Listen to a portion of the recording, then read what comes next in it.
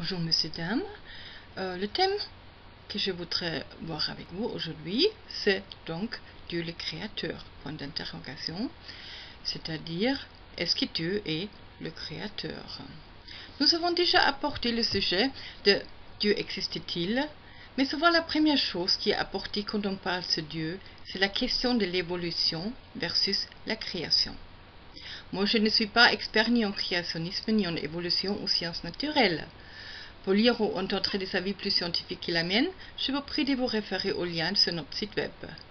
Vous y trouverez des livres sur la science et la création qui sont écrits par des scientifiques, dont des personnes compétentes.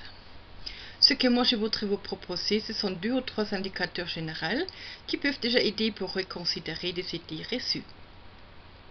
La première chose que je voudrais apporter, c'est le champ de la création. Donc, ce qu'on trouve dans le premier livre de la Bible, au premier chapitre, à partir du verset 1. Je vais vous le lire, et si vous avez une Bible, je vous prie de la prendre pour lire avec moi.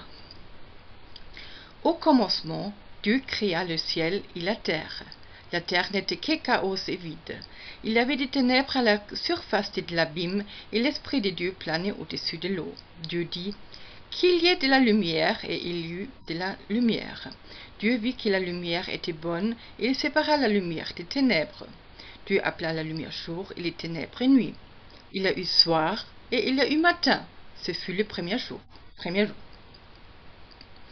Dieu dit qu'il y a une étendue entre les eaux, pour les séparer les unes des autres. Dieu fit étendue et sépara ainsi l'eau qui est au-dessus de l'étendue, celle qui est au-dessous. Cela se passa ainsi. Dieu appela l'étendue ciel. Il y a eu soir, il y a eu matin. Deuxième jour. Dieu dit que les eaux qui sont au-dessus du ciel se ressemblent à un seul endroit et que le sec apparaisse. Et cela se passa ainsi. Dieu appela le sec terre et la masse des eaux mer. Dieu vit que c'était bon. Puis Dieu dit que la terre produise de la verdure, de l'herbe à graines, des arbres fruitiers qui donnent du fruit selon les espèces et qui contiennent leurs semences sur la terre. Et cela se passa ainsi. La terre produisit de la verdure, de l'herbe à graines selon son espèce et des arbres qui donnent du fruit et contiennent leurs semences selon leur espèce. Dieu vit que c'était bon. Il y a eu soir, il y a eu matin, troisième jour. Dieu dit qu'il y a des luminaires dans l'étendue du ciel pour séparer les jours de la nuit. Ils serviront de signes pour marquer les époques, les jours et les années, ainsi que des luminaires dans l'étendue du ciel pour éclairer la terre. Et cela se passa ainsi. Dieu fit les 2 grandes luminaires, les plus grands pour précéder au jour et les plus petits pour précéder la nuit. Il fit aussi les étoiles. Dieu les plaça dans l'étendue du ciel pour éclairer la terre, pour dominer sur le jour et la nuit et pour séparer la lumière des ténèbres. Dieu vit que c'était bon. Il y a eu soir, il y a eu matin, quatrième jour. Dieu dit que l'eau pollue l'animal vivant et que des oiseaux volent dans le ciel au-dessus de la terre. Dieu créa les grands poissons et tous les animaux vivants capables de se déplacer. L'eau en pollua selon leur espèce. Il créa aussi tous les oiseaux selon leurs espèces. Dieu vit que c'était bon, et il les bénit en disant: reproduisez-vous, devenez nombreux et remplissez les mers, et que les oiseaux se multiplient sur la terre. Il y a eu soir, il y a eu matin. Cinquième jour. Dieu vit que la terre produise des animaux vivants selon leur espèce, du bétail, des reptiles et des animaux terrestres selon leur espèce. Et cela se passa ainsi. Dieu fit les animaux terrestres selon leurs espèces, le bétail selon son espèce et tous les reptiles de la terre selon leur espèce. Dieu vit que c'était bon. Puis Dieu dit: faisons l'homme à notre image, à notre ressemblance, qu'il domine sur les poissons de la mer, sur les oiseaux du ciel, sur les bétails, sur toute la terre et sur tous les reptiles qui rampent sur la terre. Dieu créa l'homme à son image, il créa à l'image de Dieu. Il créa l'homme et la femme. Et puis un peu plus loin, il y a eu soir, il y a eu matin, sixième jour. On va s'arrêter ici, déjà. Ce qu'on vient d'entendre ou lire, c'est un poème en fait. Ce n'est pas un récit scientifique, c'est un poème. Ou un chant si vous voulez bien. Ce que j'ai essayé en lisant de relever un peu, c'est qu'il y a un refrain dans ce poème. Un refrain qui dit: il y a eu soir, il y a eu matin, premier jour, deuxième jour, troisième jour.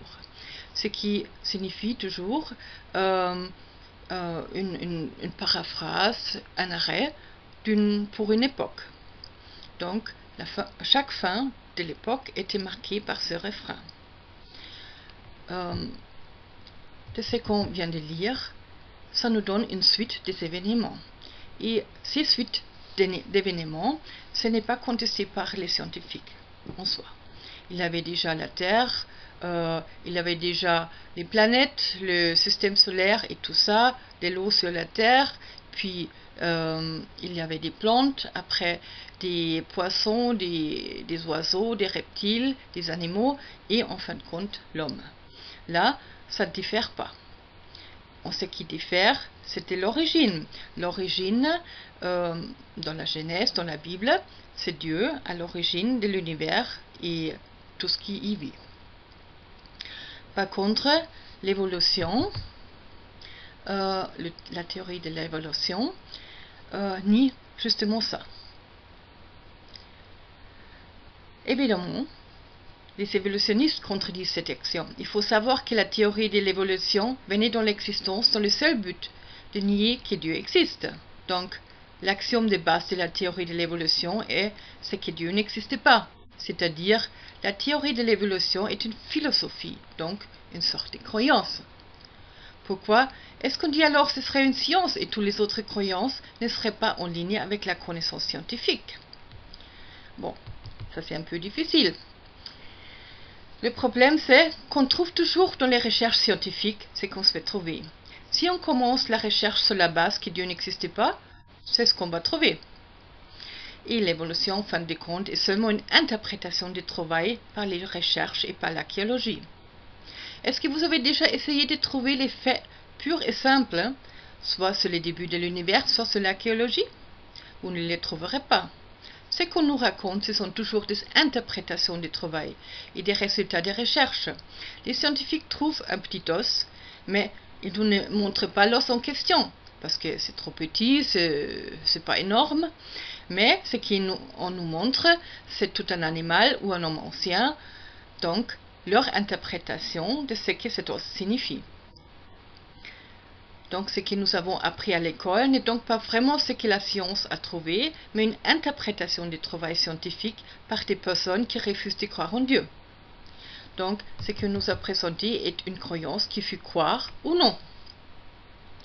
Nous avons alors affaire avec deux croyances différentes. La croyance que l'univers est venu en existence par hasard et puis tout ça s'est évolué par des lois naturelles, où le plus adapté, le plus fort, il gagne, ou bien la croyance qu'un être aimable et intelligent a voulu mettre en existence l'univers et tout ce qui vit. Avant juste s'arrêter sur le choix entre deux croyances, regardons en vitesse les conséquences des deux croyances sur notre éthique et donc sur notre société, parce que tout choix, ça fait que nous faisons dans notre vie, ça fait une différence pour les personnes qui nous entourent. Donc, la choix évolution ou la choix création, ça fait un effet sur notre société. L'éthique derrière l'évolution est le plus grand, le plus fort, le plus adapté à l'environnement et aux conditions physiques. C'est celui qui gagne, c'est celui qui se reproduit, et c'est-à-dire ceux qui ont survécu, c'était ceux qui ont gagné par rapport aux autres. L'éthique derrière est soit toujours le plus fort, le plus grand, et pousse à côté ceux qui pourraient t'empêcher de l'être.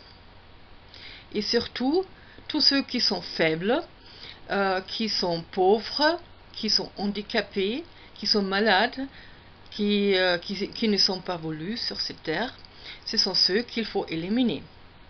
L'évolution, de toute façon, il va les éliminer. Alors donc, pourquoi ne pas les éliminer tout de suite? Et c'est ce qui se passe, évidemment, aussi. C'est qu'on commence à voir dans notre société que les enfants non voulus, ils sont tués, que des personnes âgées qu'on ne voudrait plus, ils sont tués d'une façon, soit par négligence, soit activement. Que des personnes handicapées sont poussées à côté, on ne les soigne pas, on ne les nourrit pas bien, et des choses comme ça. Donc, d'autre côté, il y a un Dieu qui a créé l'univers par son amour et par son intelligence, et qui a mis justement une éthique sur place, qui est les pauvres, les petites, donc les enfants, et les malades, les handicapés sont sous sa protection spéciale. Il a même dit, celui qui fait du mal à ces personnes, il fera mal à Dieu lui-même. Et il va avoir à porter des conséquences là-dessus. Donc, la croyance qu'on choisit, elle a une forte résonance sur notre éthique qui va en suivre.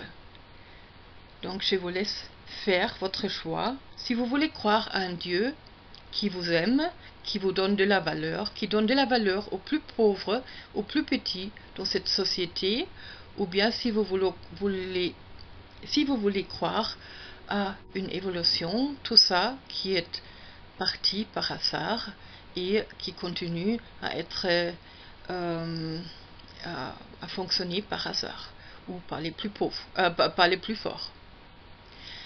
Si vous avez des questions là-dessus, je vous prie de bien vouloir nous contacter. Vous trouvez nos coordonnées sur notre site web.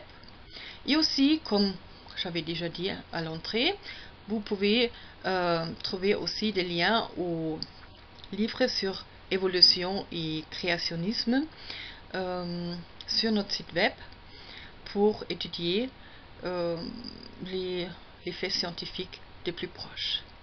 Je vous remercie d'avoir écouté et je vous souhaite encore bonne journée.